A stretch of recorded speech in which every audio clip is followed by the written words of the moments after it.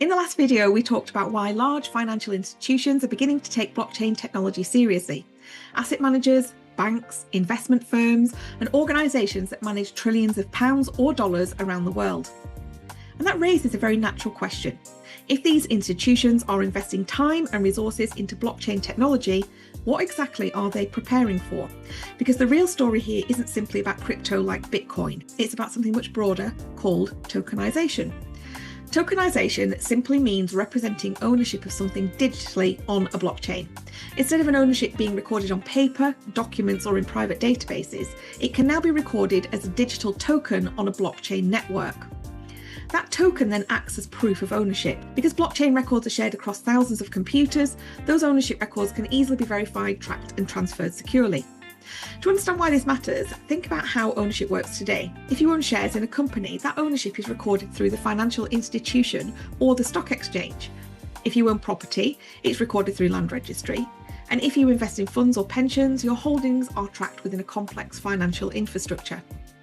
Those systems work, but they're often slow, fragmented, and they can involve many intermediaries. Blockchain technology introduces a different model. Ownership can be recorded digitally on a shared ledger. Transactions can settle more quickly. Assets can potentially be transferred globally with fewer layers of administration, and records can be verified instantly by the network. This is why many financial institutions have started exploring tokenized assets. For example, some banks are already experimenting with tokenized versions of traditional financial products such as tokenized bonds, tokenized funds, or even tokenized property investment.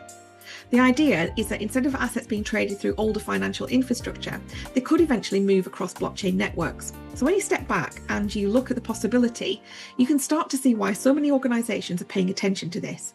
Because if assets can be represented digitally on blockchain systems, it could reshape the whole financial system over time. Everything from payments, ownership, trading, and the settlement of transactions. All of these systems could evolve as the technology develops. This is part of a much broader shift that many people describe as a transition from Web 2 to Web 3.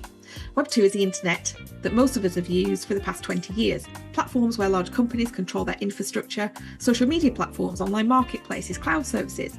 Web 3, however, is the idea that blockchain networks may allow users to own and control their own digital assets. And they'll own them directly rather than relying on a central platform. Now, it's still really early, but developers, companies and institutions are building to that possibility. It's important to stay grounded because not every project will succeed and not every idea will work.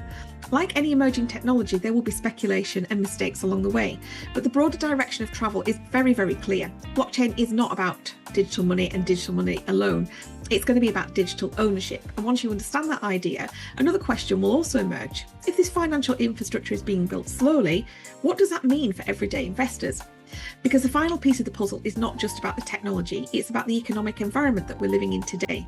Think inflation, currency debasement, the rising cost of living, and the challenges that many people face when they start thinking about their financial future. In the next video, we're going to talk about something that many people worry about quietly, which is why this conversation matters, particularly for people in midlife. Understanding these changes may not just be interesting, it may help people make more informed decisions about their financial future.